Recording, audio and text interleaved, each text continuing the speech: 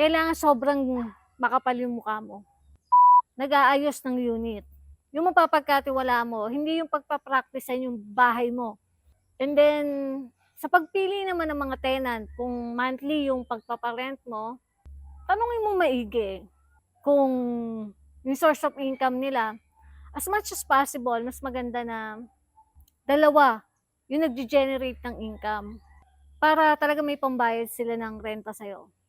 Kung transient house naman yung business mo, kailangan sobrang makapal yung mukha mo. Makapal yung mukha mo kasi kailangan mong i-market yung negosyo mo para matagpuan ko ng mga taong kailangan ng ganitong klaseng unit. Or else, magbabayad ka ng iba para mag-market para sa'yo kung may pera ka naman. Personal branding, napaka-importante pagdating sa rental.